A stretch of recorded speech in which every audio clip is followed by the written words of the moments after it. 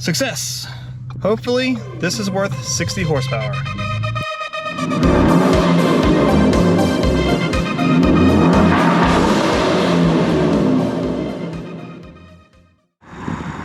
You know, sometimes this site gets a little old, especially when you're doing it a couple times a week. Yeah, I guess it's worth it.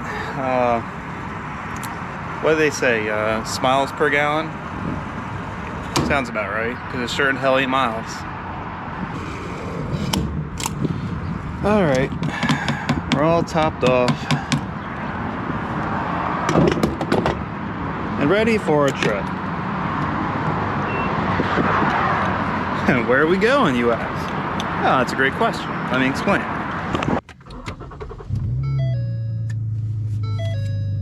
As usual, I've been having issues with the vehicle, and this has actually been an issue that I've had since I bought the car. It was either try to fix it or just stop worrying about it. And honestly, when you're leaving probably 60, 70 horsepower on the table, oh, I'm gonna worry about it. These cars are plagued with issues with the knock sensors, but I'm pretty sure that I have an issue with the knock sensors. Maybe not the sensors themselves, but definitely the wire. And look, yeah, you could go ahead, you can zip tie them, you can tape them, and you know, I've moved them around and stuff, and nothing seems to be, you know, really correcting the issue. So I definitely would just rather replace the whole sensor and harness and do it right and just hopefully be done with it. So with that said, I was able to find this part. Now, I didn't get the Motorcraft. I probably could have. I probably could have gotten the Motorcraft. I just didn't want to wait. I wanted to get this done, and yeah, so I went ahead and found a Napa in Delaware, Newark, which is about an hour from me, that had them in stock. Literally the only store within, I don't know, the tri-state area that seemed to had a knock sensor in stock for this car that was available today. I'm gonna go ahead and show you using the X4 here what it's doing in terms of pulling back timing and why it makes no sense at all. Okay, so here's the X4. If you look at the PID, it says knock sensor.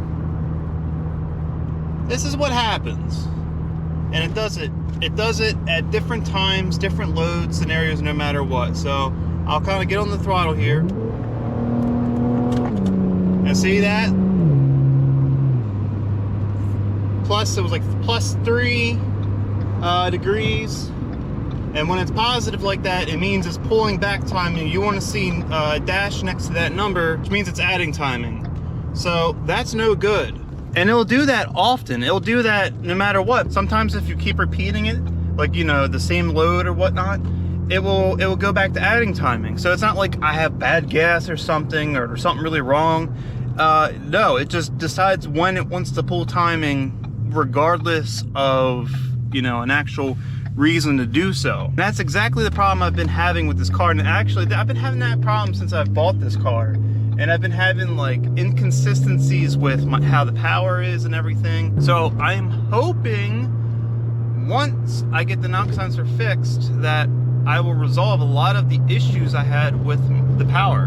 But I think we finally narrowed it down to at least one very good possible culprit, and that's the knock sensor wires. But instead of, you know, fiddling with the wires, the whole thing's getting replaced with a new part, just to be sure that it isn't just faulty wires or faulty sensors themselves, considering that the wires could possibly damage the sensors. Yeah, so if you ever had a problem with your SHO, or maybe a similar type setup in the Ford family or any vehicle, possibly blame your knock sensors for taking away your power.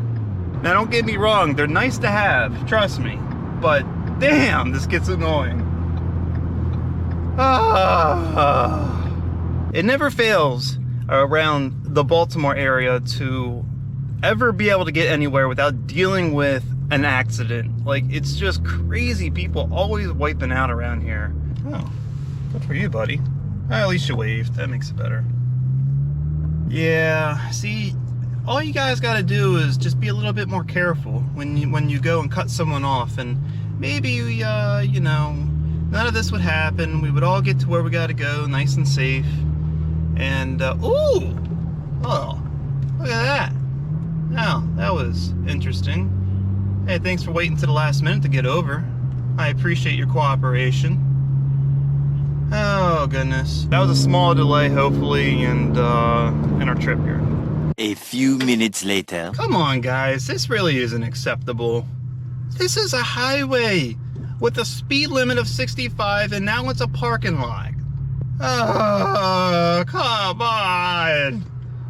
Success. Hopefully, this is worth 60 horsepower. We'll see. Oh, and I guess the fun will now begin. I really don't feel like doing this. I really don't. Because, I mean, this engine's relatively simple, but look, you got like freaking lines all over the freaking place. It's just, this is gonna be a pain in the ass.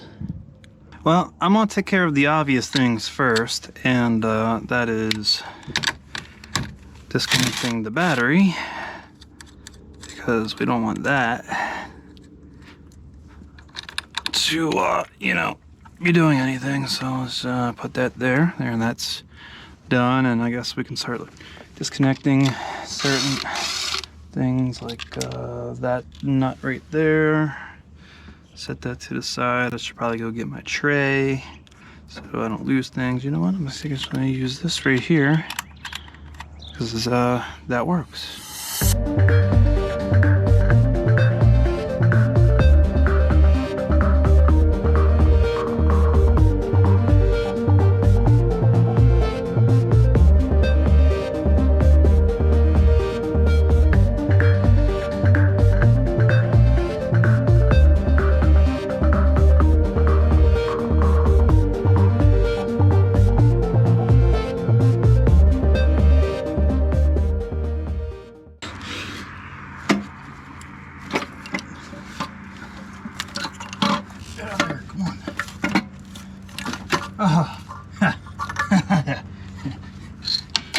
Oh.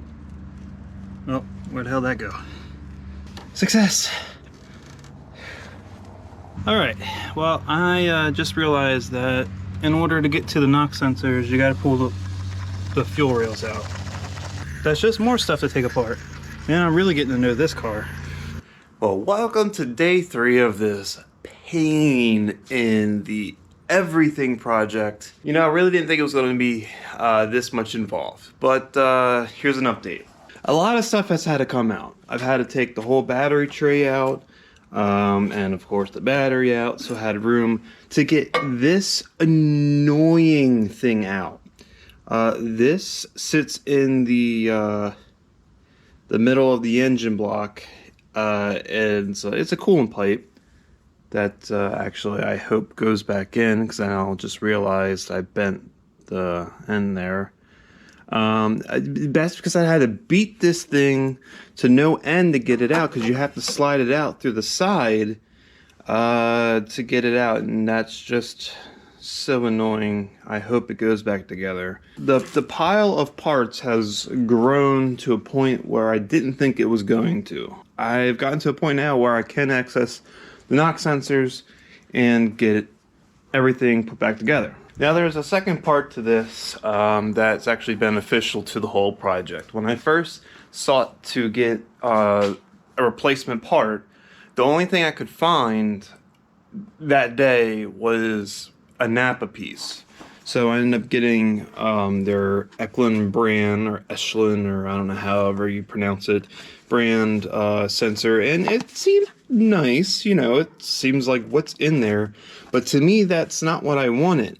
It was actually beneficial, because taking these coolant pieces off, I ended up breaking this, and come to find out Ford only sells it in a whole piece like this, and not just the end there, even though it's definitely just clamps. But it's just, I don't know, whatever, it's their way of making money, I guess. But while I was at the Ford parts distributor, I ended up getting this right here. Now what's this? Well, this is the Ford knock sensor, straight from Ford themselves, not a third-party brand.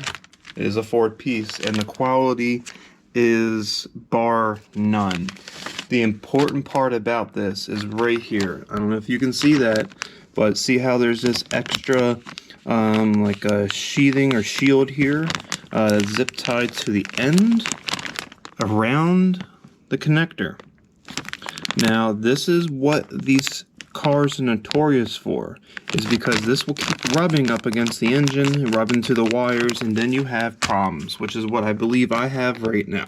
I am glad that they acknowledged that and created a revised piece that should hopefully solve that. So I got the nice beautiful Ford knock sensor here, and I'll be going into the SHO and hopefully ridding myself of this ridiculous false knock issue that is just choking the car of all its power. Alright, update. Doesn't this look fun? I tell you, they fit a lot of stuff and not a lot of space. So I was able to get the new knock sensor put in and the stupid dumb pipe crossover coolant annoying thing back in. I actually learned a trick. Now this is, this video was not intended to be a tutorial, but if you ever find yourself doing this, what I have learned is when you remove this pipe, take out, you can wiggle it once you get it loose from the block down here. It's got a little O-ring, and once you get it out of there, you can kind of wiggle it where you can get past it and get to the one knock sensor straight down there. Loosen that up, take that out, because that bolt will get in the way of the end when you try to pull it out, and you will just destroy the end. Don't do it. And when you put it back in, you can keep the knock sensor on this side in, right? So wiggling in, get it past this one again, then do the same thing. You gotta kind of like rotate a little bit, put that one down in there, tighten it up, and then you can slide it back in. It is really freaking stupid, but if you ever find yourself doing this, that is a great tip I just learned that I will pass forward to anyone who has to do this. Well, I think I got mostly everything together. It actually looks like a car again, so that's a good thing. And coolant back in it. So basically what I just need to do now is start it. Hopefully there are no leaks of any sort, which is honestly what I am petrified of right now, is any type of leaks, especially coolant leaks more or less, because there were so many different lines that had to be removed. So let's get in here and cross our fingers that we're okay. Oh, oh God.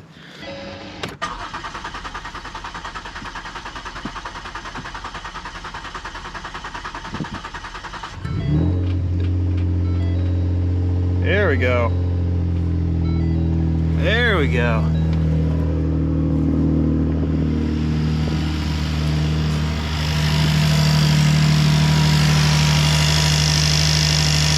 All right.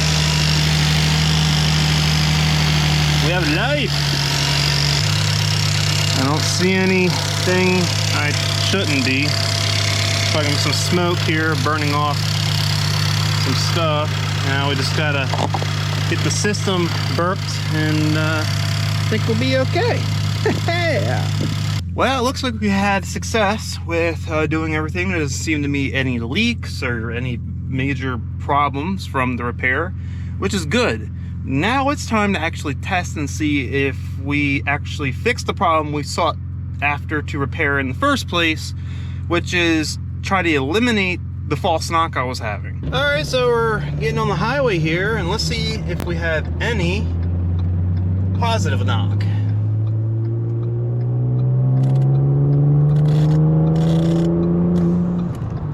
Oh, hell no.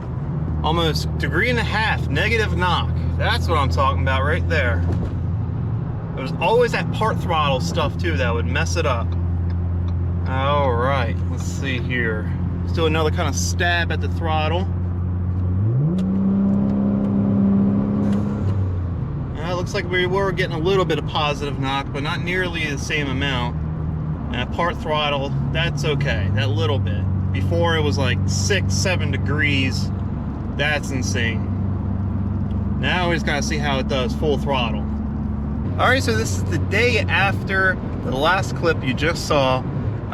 So there's a little bit more to be discussed in the final conclusion to the video.